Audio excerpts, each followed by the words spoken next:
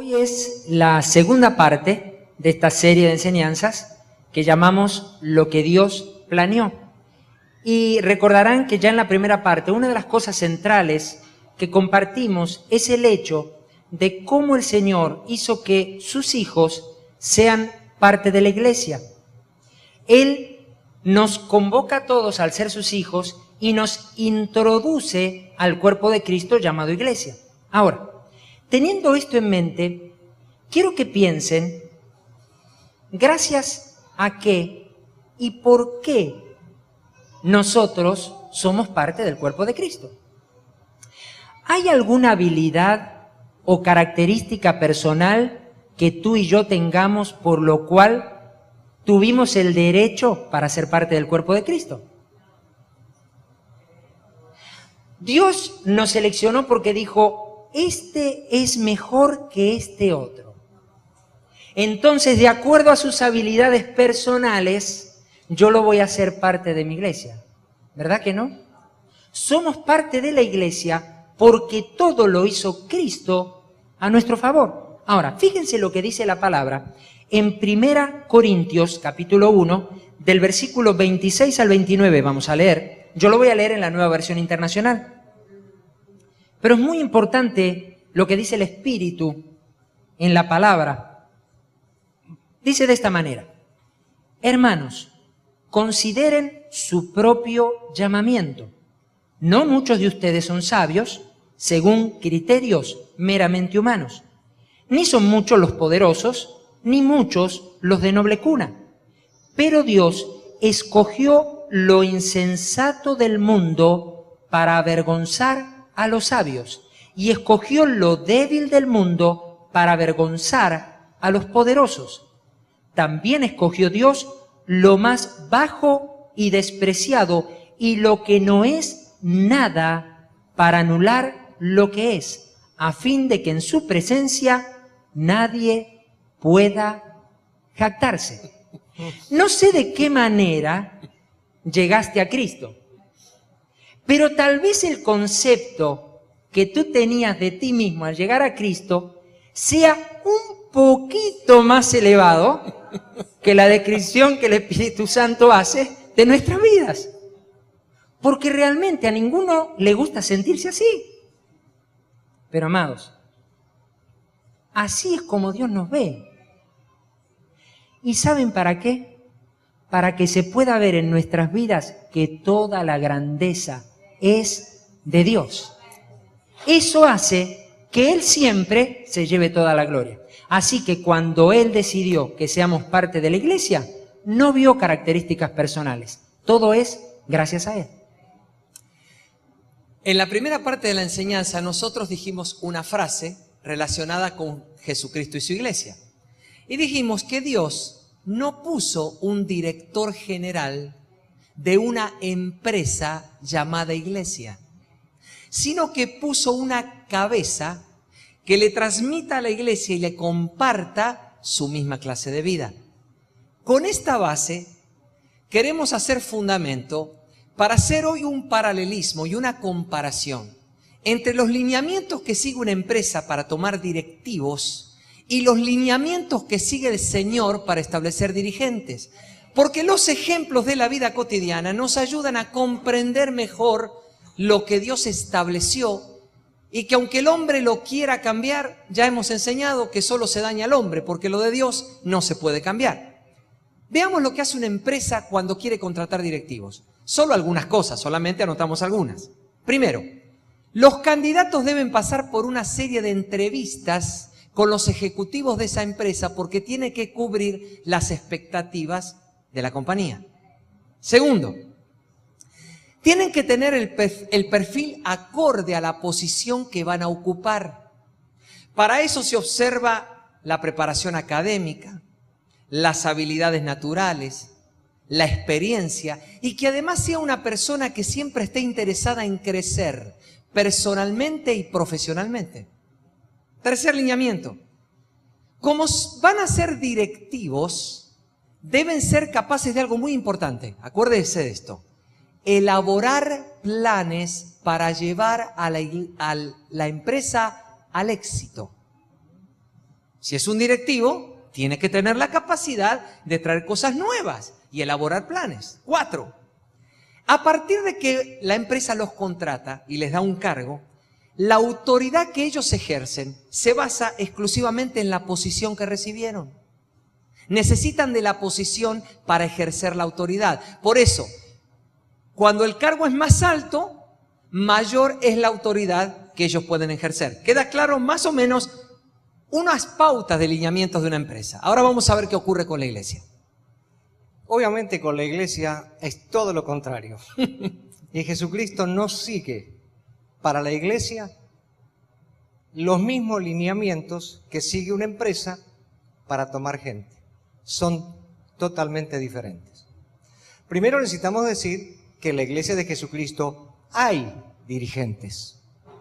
Sin embargo, estos dirigentes no fueron ni candidatos ni aspirantes que tuvieron que pasar por una selección exhaustiva para ver si tenían el perfil o para ser apóstol o profeta o evangelista o pastor o maestro, ¿verdad? No.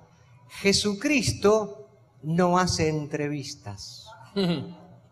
Quiere decir que los candidatos no se designan por entrevistas de acuerdo al perfil que tiene.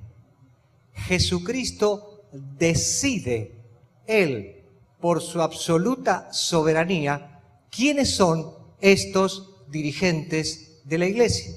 Ahora bien, como Él decide quiénes son, no los elige para darles una posición, no los designa para darles un cargo como se entiende en las empresas, sino una función y una función de servicio. Si quieren ver por la palabra de Dios que lo que estamos hablando está ahí en cuanto a la designación, leo un versículo o una parte de un versículo. Dice, Él mismo, Jesucristo, constituyó. ¿Qué significa constituyó? Estableció, colocó, designó. Y busquen después los demás sinónimos. Él mismo constituyó a unos apóstoles, a otros profetas, a otros evangelistas y a otros pastores y maestros. Y esto está en Efesios 4, el versículo 11, lo acabo de leer de la Nueva Versión Internacional. Ahora bien, ¿qué es lo que vamos a ver más adelante?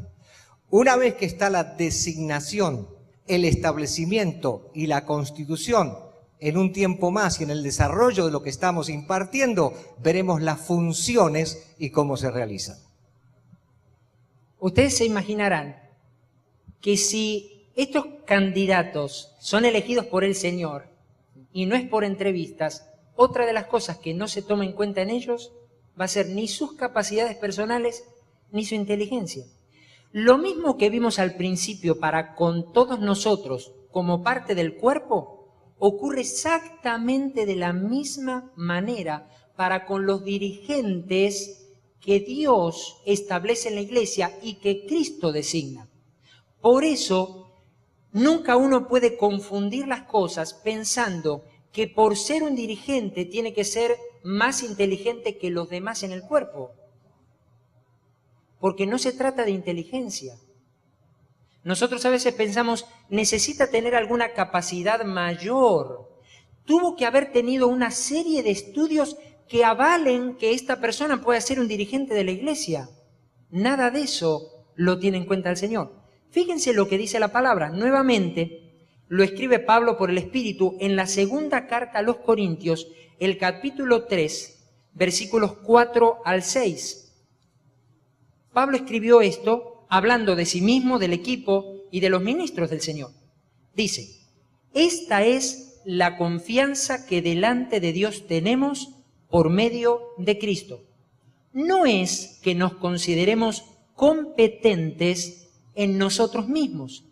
Nuestra capacidad viene de Dios. Él nos ha capacitado para ser servidores de un nuevo pacto, no el de la letra, sino el del Espíritu. Porque la letra mata, pero el Espíritu da vida. Si usted se da cuenta, no es una cuestión de características personales, habilidad o inteligencia, o aún estudios. Se trata de que el Señor los designa y Él les da de su capacidad. ¿Con qué órgano de nuestro cuerpo hacemos planes? Con la cabeza. Muy bien. Quiere decir entonces que Jesucristo no podría estar esperando que los dirigentes de su iglesia hicieran planes. La respuesta es obvia, ¿por qué no? Porque la única cabeza del cuerpo de Cristo llamado iglesia tiene nombre y se llama Jesucristo. Ni Juancito ni Pepito. Se llama Jesucristo. Quiere decir que el único autorizado aquí a usar la cabeza para establecer planes para su iglesia es Jesucristo.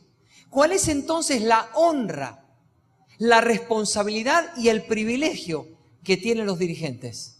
Discernir lo que hay en la mente de Cristo. Vivir en el Espíritu para escuchar lo que hay en la mente de Cristo, de manera de traer a la tierra y exponer a la iglesia y guiar a la iglesia hacia los planes que Jesucristo ha establecido. Si la iglesia vuelve a esta realidad, todo lo que es en la iglesia producto del marketing se va a acabar. Y lo declaro en el nombre Amén. de Jesús. Amén. Maldigo el marketing en la iglesia porque la iglesia no está tratando de cautivar gente como lo hace el mercado exterior de las empresas. La gente llega a Cristo porque reconoce su condición de pecador y se entrega a Él y nace de nuevo. No el marketing. Por eso con autoridad podemos maldecir lo que Dios maldice porque no pertenece a la iglesia de Jesucristo. Quiere decir que tenemos que tener muy claros, todos los que somos hijos de Dios, cuál es la función de los dirigentes en la que ahora nos vamos a explayar y entender que realmente tenemos que respetar a esta bendita cabeza que tiene los planes ya previstos para su iglesia. Como ya dijimos, debido a que los 5 ministerios, apóstoles, profetas, evangelistas, pastores y maestros, no son cargos jerárquicos o posiciones, ellos dependen absolutamente de Cristo.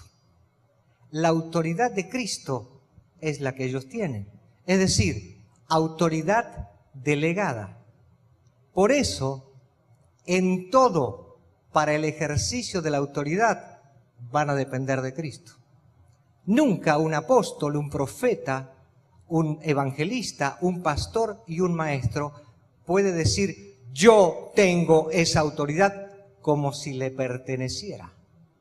¿Por qué? Porque siempre dependerá de Cristo, porque Cristo es la cabeza y Cristo lo designó. Cuando ejerce así la autoridad, está honrando a Cristo y está bendiciendo al cuerpo. Ahora, alguno podría preguntarse el por qué Cristo decidió esto de esta manera. Alguno podría decir, ¿no es un poco arbitrario de parte del Señor establecer las cosas así? ¿Simplemente decidir? Obviamente que el Señor, por ser la cabeza del cuerpo, puede decidir lo que Él quiera. Tiene el derecho. Además, porque se entregó por la iglesia. Pero quiero decirle esto.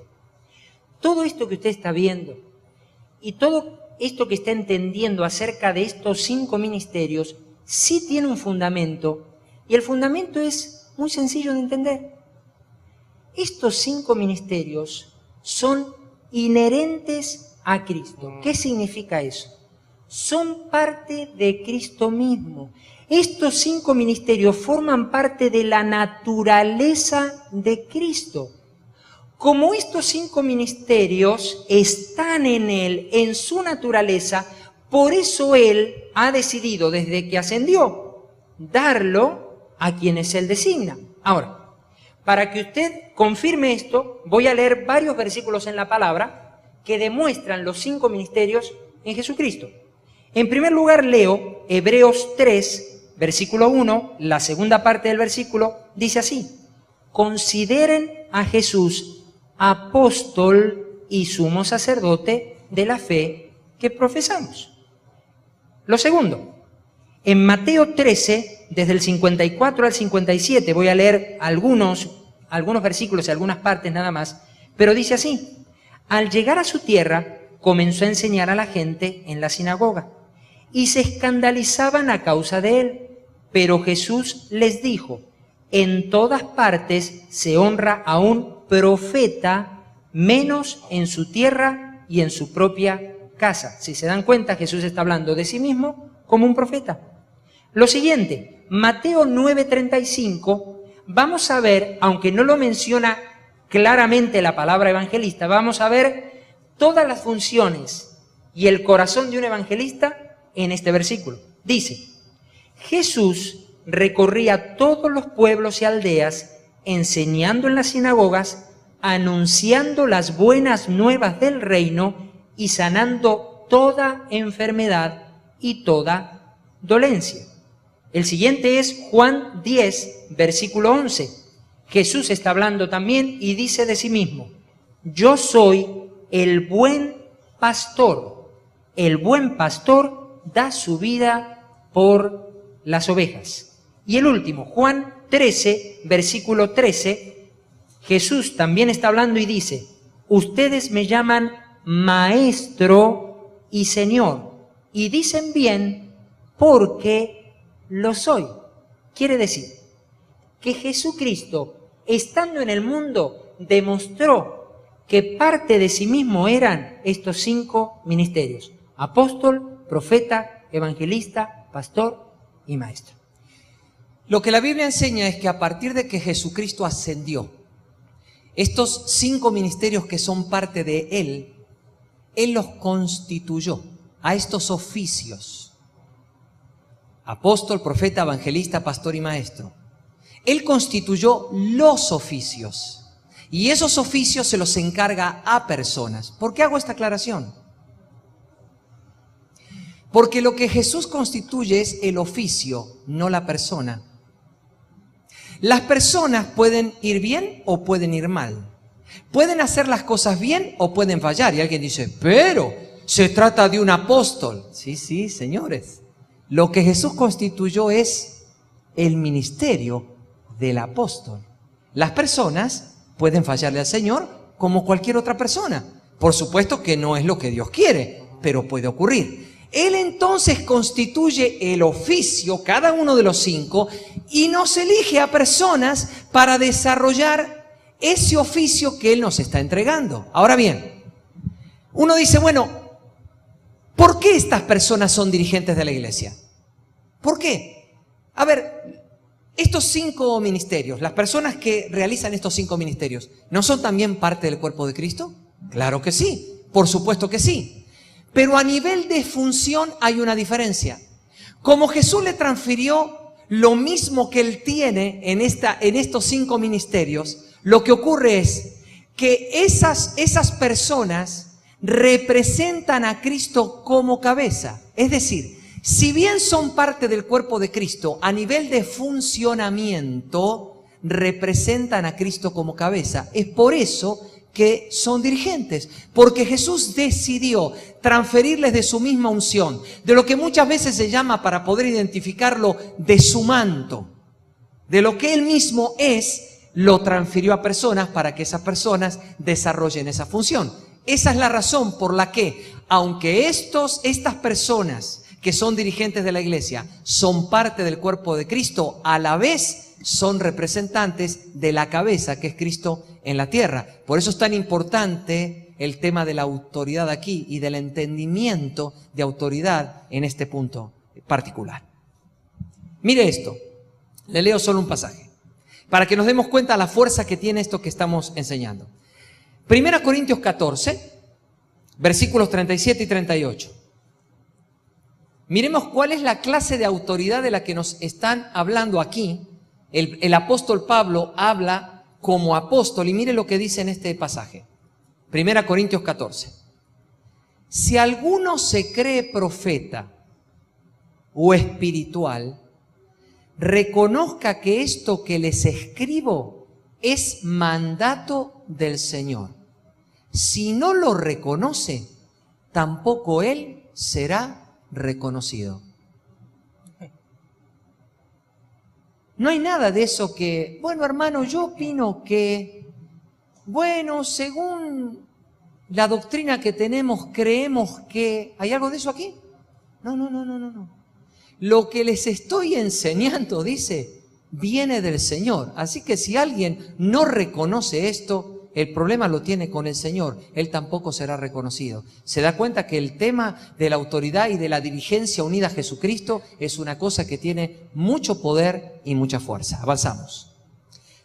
Cada uno de estos ministerios, los 5, cada uno posee características únicas, distintivas y particulares, porque Jesucristo es sabiduría. Por eso cada uno tiene características únicas y distintivas, pero se complementan entre sí. Esto es muy importante porque trabajan en equipo. ¿Qué pasa entonces con el individualismo, como hablábamos el otro día? Trabajar en equipo implica que cada uno de aquellos que recibió algo particular del Señor, me estoy refiriendo a los 5 ministerios, lo aporta para el beneficio del cuerpo de Cristo. ¿Está siendo claro esto? Ahora muy bien. Dentro de este esquema de los 5 ministerios que estamos hablando, este esquema es muy importante, pero voy a leer algo muy importante también. Demuestra que hay un orden de autoridad en el desempeño de las funciones ejercidas por cada uno de estos ministerios. Número 1.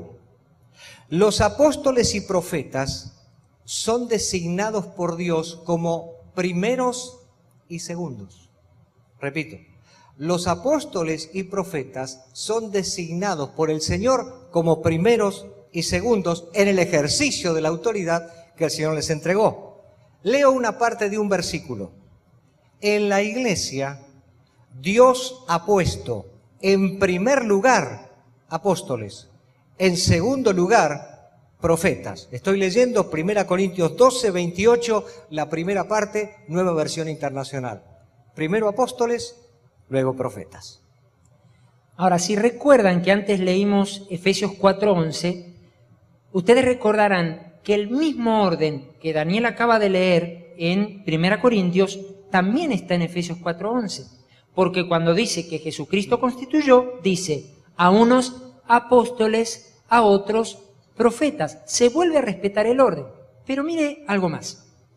Jesucristo planeó que estos ministerios, apóstol y profeta, formen una unidad ministerial indivisible, porque cuando se refirió a ellos, muchas veces al hacerlo, lo hizo de manera conjunta. Vamos a ver una mención de esas en Lucas 11:49. Lucas 11:49, que voy a leer en la Nueva Versión Internacional, dice de esta manera: por eso dijo Dios en su sabiduría, les enviaré profetas y apóstoles, de los cuales matarán a unos y perseguirán a otros. Ahora, el contexto y la base un poquito de lo que Jesús está diciendo es, primero, un hecho histórico, en el sentido de que Israel venía matando a muchos siervos del Señor, pero también hay un caso puntual con un profeta del Señor al cual habían matado dentro del templo. Ahora, ese era un hecho al cual Jesús estaba haciendo referencia. Y lo segundo era que estaba profetizando la destrucción de Jerusalén que iba a venir varios años después. Se calcula que fue aproximadamente en el 70 después de Cristo. Ahora, ¿no se les hace notable a ustedes que si Jesús está hablando de la sabiduría de Dios, que está dicha obviamente para lo que nosotros sería el Antiguo Testamento, haya dicho profetas y apóstoles? Porque si usted revisa el Antiguo Testamento, nunca va a encontrar a alguien a quien se le haya llamado apóstol. Porque ese ministerio está reflejado claramente en el Nuevo Testamento. ¿Por qué? Porque simple y sencillamente todos los siervos que el Señor envió en el pasado fueron justamente eso, enviados. Recuerde esto, el principal significado de apóstol es enviado. Quiere decir que aún esos profetas eran enviados, tenían una unción apostólica. ¿Por qué? Porque eran enviados de Dios para hablarle al pueblo. Quiere decir que el Señor le da nombre a lo que en el Antiguo Testamento pareciera que no tenía nombre definido, pero está hablando de lo mismo. Apóstol y profeta como una unidad indivisible, pero además está adelantando, obviamente, lo que esos ministerios harían dentro del cuerpo de Cristo, que es la iglesia. Para el próximo punto que vamos a tocar, vamos a ir a leer primeramente Efesios, el capítulo 3, los versos 5 y 6. Del verso 6 voy a leer la primera parte. Nuevamente, Efesios capítulo 3, versículos 5 y 6. Dice, en la Nueva Versión Internacional: ese misterio que en otras generaciones no se les dio a conocer a los seres humanos, ahora se les ha revelado por el Espíritu a los santos apóstoles y profetas de Dios. Es decir, que los gentiles son, junto con Israel, beneficiarios de la misma herencia, miembros de un mismo cuerpo. ¿De qué habló Pablo en este pasaje? Habló de el misterio de Cristo. ¿Y qué era el misterio de Cristo? Algo no muy misterioso, pero era misterio porque no había sido revelado. Pero no era que era lúgubre o misterioso. El misterio era simplemente que en la mente de Dios, Dios tenía unidos a judíos y a gentiles en Cristo Jesús, en un mismo cuerpo llamado la iglesia. Pero también afirma algo más y es importante. Ahí hay una palabra clave en todo el versículo, porque dice, ahora se les ha revelado por el Espíritu. Quiere decir que el misterio de Cristo ya no lo tenemos que revelar. Hoy ya lo conocemos.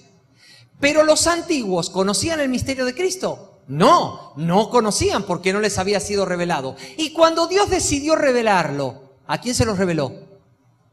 A los apóstoles y profetas como Pablo y los contemporáneos a él. Quiere decir que acá hay un principio espiritual. ¿A quién Dios revela los misterios relacionados con Cristo y la iglesia? Apóstoles y profetas. Ese es el punto clave de esta enseñanza. Siempre va a ser así.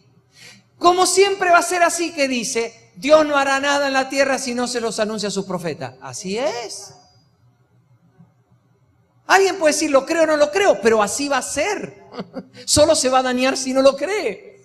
Así va a ser. Esto es de la misma manera. Quiere decir que en este principio espiritual entendemos algo. Los apóstoles y profetas actuales, por la revelación que tienen del Cristo y de la iglesia, son los que reciben estas verdades. Porque la iglesia actual, como la iglesia de todos los tiempos, va a necesitar todo el tiempo una fresca revelación de Jesucristo y de la iglesia, y sobre todo de la doctrina de los apóstoles. No del menú doctrinal tipo restaurante variado que tenemos en la actualidad, donde cada uno escribe su libro con su teología particular. Eso no existe cuando realmente apóstoles y profetas están ocupando el lugar de primeros y segundos en la iglesia que todo el mundo debiera respetar. Se acaba todo eso. ¿Lo está viendo? Hay un principio espiritual, y este principio espiritual es importante porque esa unción la tienen apóstoles y profetas. Avanzamos. Lo que Dani acaba de comentar es sumamente relevante, trascendente para la iglesia. ¿Por qué? Porque gracias a la unción de Cristo, los apóstoles y los profetas tienen la encomienda de poner el fundamento de la iglesia. No lo puede poner otro. Apóstoles y profetas, por esa unción, están encomendados por el Señor para poner el fundamento de la iglesia. Leo el versículo que corresponde a lo que estoy diciendo. En Efesios 2:20, en la Nueva Versión Internacional, dice así: edificado sobre el fundamento de los apóstoles y los profetas, siendo Cristo Jesús mismo la piedra angular. Está muy claro. Edificados sobre el fundamento de los apóstoles y los profetas, y Cristo es la piedra angular. Ahora bien, cuando nosotros vemos esto, que es un principio inalterable, para la iglesia es indispensable recibir la revelación de Cristo. Cuando la iglesia recibe la revelación de Cristo, sabe quién es el fundamento, porque Pablo dice, no hay otro fundamento que el que está puesto, el cual es Jesucristo. Esto está en 1 Corintios, el capítulo 3 y el versículo 11. Cristo es el fundamento. Lo que hacen apóstoles y profetas es poner ese fundamento de Cristo para la iglesia. Ahora bien, cuando la iglesia es impartida por esta revelación, ¿qué es lo que sucede? La iglesia se encuentra a sí misma. A la iglesia le es revelada quién es. ¿Por qué? Porque tiene la misma naturaleza de la cabeza que es Cristo. Es decir, lo que está en la cabeza está en el cuerpo. Esto es tremendo, absolutamente relevante. Entonces, cuando Cristo le es revelado a la iglesia, olvídese. Entonces la iglesia sabe dónde está fundamentada, por qué está fundamentada así, y entonces crece de manera sólida, porque sabe cuál es su identidad. ¿Para qué? Para ser efectiva en el mundo, para la misión que el Señor le encargó. Miren qué importante es esto. Ahora, fíjese que precisamente la identidad siempre va a ser la base de todo lo que hagamos. Si una persona sabe quién es, se va a sentir segura en lo que tenga que hacer. Cuando una persona tiene dudas de quién es, tiene temor y miedo para hacer lo que tiene que hacer, porque no siente que puede hacerlo. ¿Dónde nace esa inseguridad? En no saber quién es. Ahora, Dios planeó que la iglesia esté firme en su identidad, que la iglesia sepa quién es y que la iglesia entienda que comparte la misma identidad que tiene Cristo porque Él es su cabeza. ¿Cómo lo hace? Con la tarea de apóstoles y profetas. Apóstoles y profetas, al traer la revelación de Cristo y al poner el fundamento que es Cristo, hacen que la iglesia pueda entender quién es. Cuando la iglesia entiende quién es, se siente segura para hacer lo que el Señor la envía a hacer. Entonces ustedes se preguntarán, estamos hablando de apóstoles y estamos hablando de profetas. ¿Y qué pasa con los otros tres? Es muy sencillo. La tarea de los otros tres ministerios, evangelistas, pastores y maestros, es capacitar a la iglesia para la función, para la tarea, para la misión que tienen que hacer en la tierra. ¿Está siendo claro? Apóstoles y profetas ponen fundamento y eso hace que la iglesia sepa quién es. Luego, la tarea de los otros tres es que la iglesia entienda lo que el Señor la envía a hacer en este mundo. Esto que Hernán acaba de decir es muy trascendente por lo siguiente. Ustedes saben que cualquier persona que tiene un problema de identidad, tiene un problema de inseguridad y todo lo que hace en su vida o todo lo que realiza es para sentirse mejor. Es decir, ustedes saben que hay mucha gente, aún de la gente de Hollywood y cantantes y otra gente, que usted los ve muy grandes, pero realmente no son grandes. Son personas con serios problemas de identidad que basaron toda su identidad en lo que hacen. Y si usted le quita el aplauso a un famoso y tiene problemas, se muere. Lamentablemente aún esto pasa en el medio cristiano. Se muere porque está basado en lo que hace y no en lo que es. ¿Por qué esto que Hernán dijo es muy importante? Porque si la iglesia tiene revelación de quién es en Cristo, entonces ella se ve como lo que es. ¿Y qué es lo que es? Ella es el apóstol del Señor. Como cuerpo estoy hablando, no como personas, como cuerpo. Ella es el apóstol del Señor. porque es enviada. Y ella es la profeta del Señor porque tiene la palabra. Tanto es así que tiene la palabra, que el Señor dice en Efesios 3 está escrito, que todas las formas de la sabiduría de Dios tienen que ser dadas a conocer a los principados y a las potestades por medio de la iglesia. Quiere decir que si la iglesia sabe que es el apóstol y la profeta de Dios en la tierra, puede hacer con toda seguridad su misión como evangelista, como pastor y como maestro. Lo que es fundamenta lo que ella hace. Mire, lo que viene es una iglesia completamente diferente. Esto es lo que está en la mente de Dios. Ahora, ¿qué pasa? Ya vimos claro que el Señor estableció estos 5 ministerios para dirigir y equipar y capacitar a la iglesia. Pero claro, al transcurrir el tiempo en la iglesia, solo se aceptaron algunos de estos ministerios y otros no se aceptaron. A ver, la historia de la iglesia es demasiado amplia y bastante dolorosa, por cierto.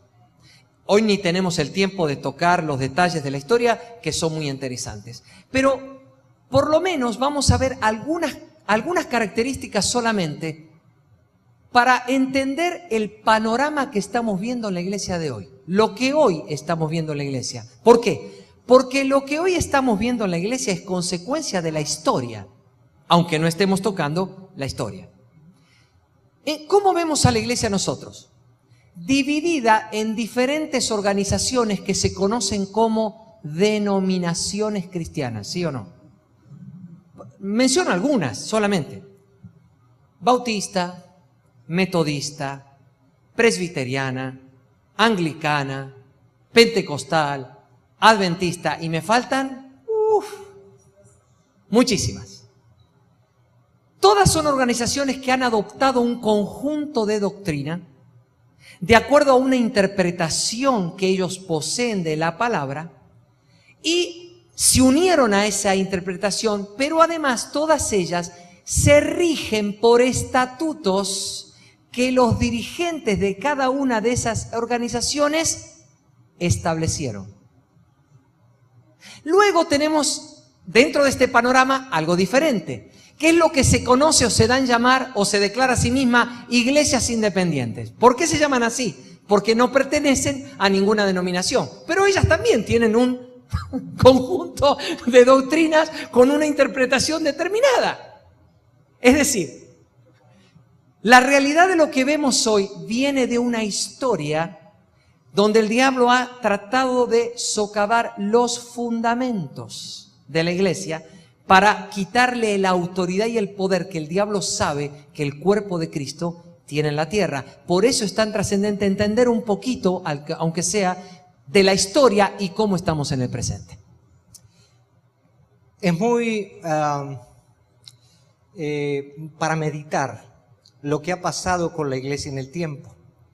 Porque si dijimos antes que los apóstoles y profetas fundamentan a la iglesia en Jesucristo y en su doctrina, fundamentan a la iglesia en Jesucristo y su doctrina, la iglesia lamentablemente equivocó el camino y se fue por otro lado que no es el correcto. Por eso encontramos lo que Dani acaba de decir, esta división y esta sectorización en diferentes denominaciones. Ahora, ¿qué pasa? Cuando uno analiza esta actualidad, se da cuenta entonces que la iglesia se alejó de la doctrina apostólica. Parece muy simple decirlo, pero aquí está el desvío del camino. Al alejarse la iglesia de la doctrina apostólica, tenía que tener alguna base de sustentación. Entonces, cuando aparecen los grupos, elaboran su propio sistema doctrinal con interpretación propia y privada, quizá proveniente de algún seminario, instituto bíblico o vaya a saber qué. Pero la doctrina de los apóstoles desapareció.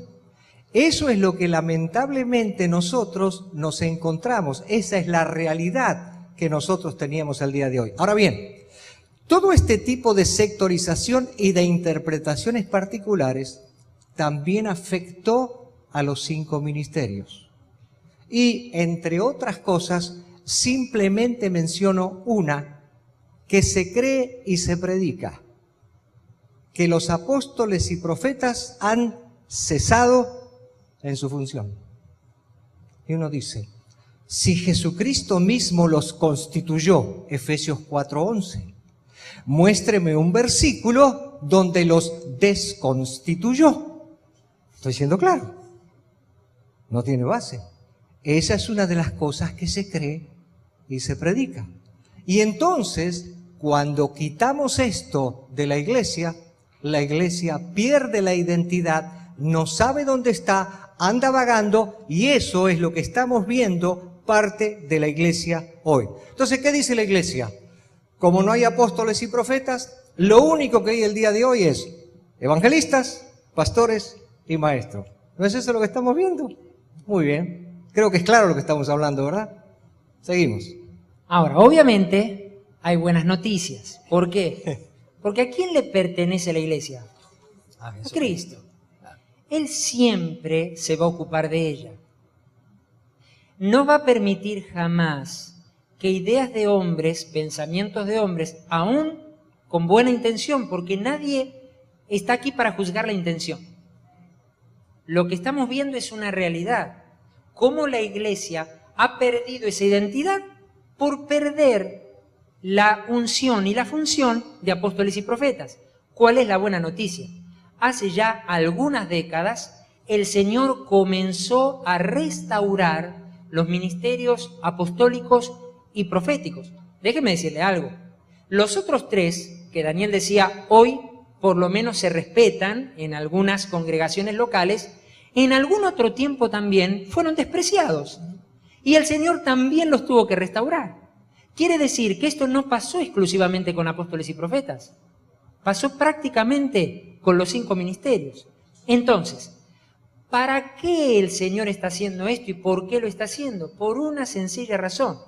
Dice Efesios 4:12, para que ellos, apóstoles y profetas, junto con los otros 3, puedan capacitar al pueblo de Dios para la obra de servicio, para edificar el cuerpo de Cristo.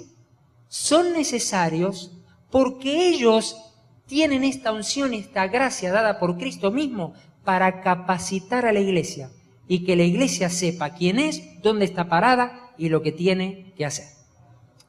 Muy bien. Ahora quiero ser un poquito más particular y quiero hablar de nosotros como ministerio apostólico y profético establecido por el Señor. El Señor, desde hace varios años, nos ha encomendado la tarea, privilegiada tarea, de que la iglesia regrese al modelo original. Y esta es una privilegiada tarea, que la iglesia regrese al original. ¿Por qué? Porque entonces recupera su identidad, sabe quién es y puede hacer la misión que el Señor le encargó. Ahora bien, cuando apóstoles y profetas trabajan en esto y nosotros como ministerio trabajamos en esto, aquella doctrina apostólica regresa a la iglesia. Esa es nuestra tarea. Si ustedes ven, para nosotros siempre la base es la palabra de Dios. No libros, no comentarios, no nada tomado de otro lado. Entonces, en lo que concierne a la doctrina de los apóstoles y a establecer el fundamento que es Jesucristo, esa es la tarea que el Señor nos ha encomendado. Pero también hay 2 cosas importantes que quiero señalar. Y es que todas las iglesias que están bajo nuestra autoridad tengan la gracia de compartir con otros estos principios y estas verdades. Porque cuando esto se descubre y se empieza a experimentar como parte de la iglesia de Jesucristo en el mundo, ¿qué es lo que sucede? Hay gozo, hay alegría, hay un sentido de propósito para la iglesia. Cada uno de nosotros está trabajando para eso y sabemos que el Señor es honrado en lo que nosotros estamos haciendo. Ahora bien, cuando nosotros estamos haciendo esta tarea, ¿qué es lo que estamos haciendo en realidad? Que todo lo que Dios planeó para la iglesia sea efectivo el día de hoy y de aquí hasta que el Señor venga.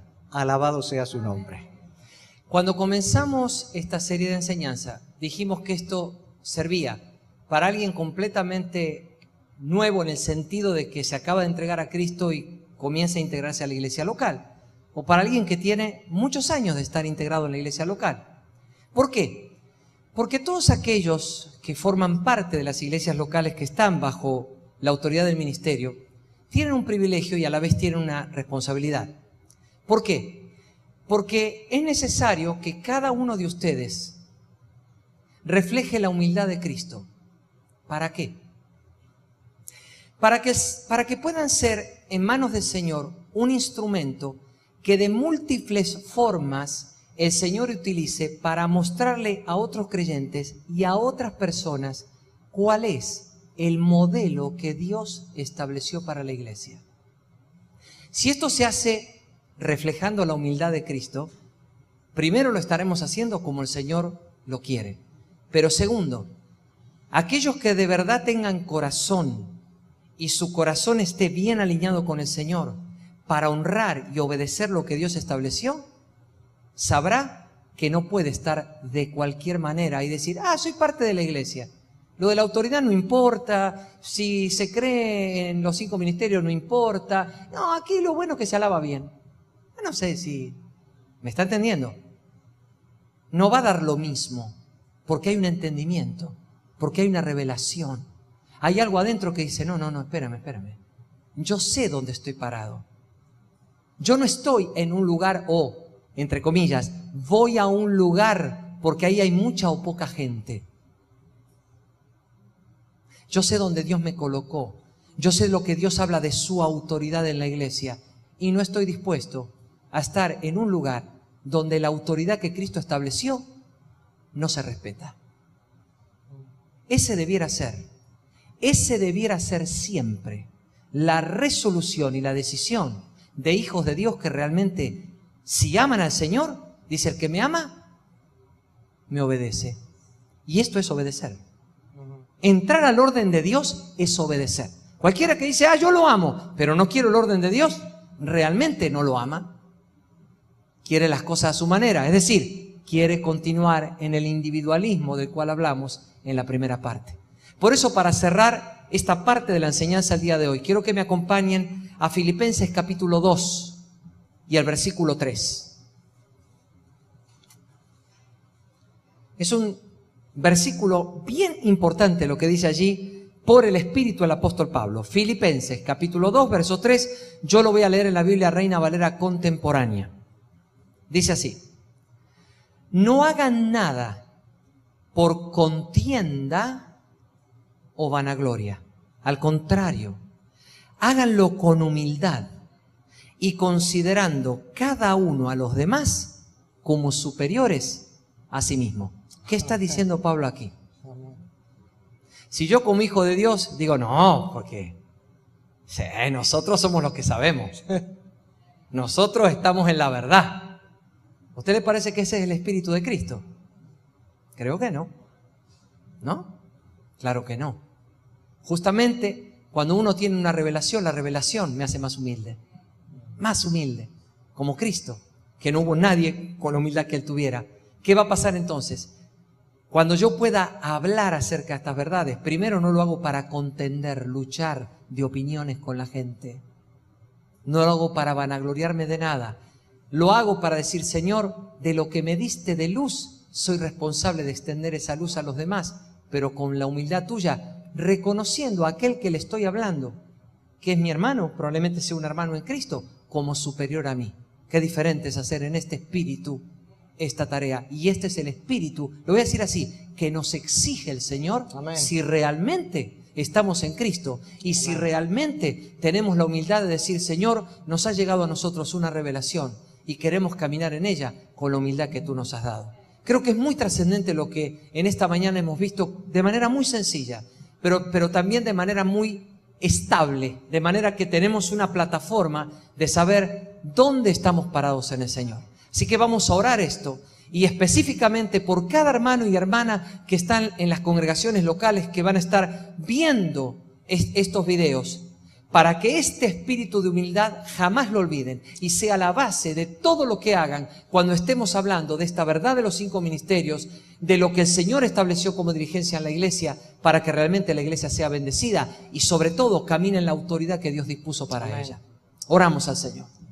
Padre, cuántas gracias te damos por tener el privilegio de que estas verdades nos fueran reveladas.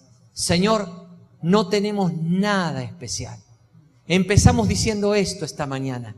Nada de particular, nada de mejor a nadie. Simplemente tú has llegado con tu gracia y por tu gracia te has revelado a nosotros. Amén. Cada hermano y cada hermana bajo autoridad de este ministerio que pertenece a cada una de las iglesias locales, en este mismo espíritu de humildad, con todo amor, con toda paciencia y con toda humildad, puede mostrarle a los demás cuál es tu modelo, qué es lo que tú planeaste, Señor, y con alegría poder expresar, reflejar a Cristo de tal manera que el que escuche diga, mira, no sé si entiendo mucho tus palabras, pero al ver tu actitud, al ver tus ojos, al ver lo que refleja de Cristo, me doy cuenta, el Espíritu me dice adentro que es la verdad. Aunque probablemente no entienda mucho, pero yo me doy cuenta que es la verdad. Señor, oramos para que toda tu iglesia, no un sector, toda tu iglesia Amén. en el mundo, venga a lo que tú planeaste. Aleluya. Venga al modelo que estableciste. Lo oramos con autoridad porque lo estamos creyendo. Es lo que debe venir para que la iglesia realmente pueda declararle a los principados y potestades lo que tú estás diciendo. De manera que esa autoridad que siempre es de la iglesia sea recuperada en toda su plenitud. Gracias, Señor, por este tiempo. Gracias por la sencillez de tu espíritu para hablarnos y para poder dar claridad en las cosas que son tuyas. Estamos gozosos. Nos sentimos privilegiados, pero a la vez con una preciosa responsabilidad, dulce responsabilidad de ser emisarios tuyos, embajadores de este reino que tú has establecido. Amén. Y de esta preciosa iglesia de la cual formamos parte y te está esperando que tú vengas. Que vengas, Señor, y Amén. Realmente vengas pronto. Amén. Gracias, Señor. Te honramos y te bendecimos. Te adoramos y te alabamos. Aleluya. Y declaramos que tú eres el Rey. Y tú harás lo que te has propuesto Amén. sobre esta que es tu Amén. iglesia. En el nombre de Jesús, Jesús. lo declaramos hecho en el cielo y en la tierra para gloria de Cristo. Amén. Y amén, Señor Jesús. Amén. Gracias, Señor. Gracias, Señor. Te adoramos, Señor Jesús. Oh, te adoramos, Señor. Te adoramos, Señor. Te alabamos, Señor. Gracias, Rey. Gracias.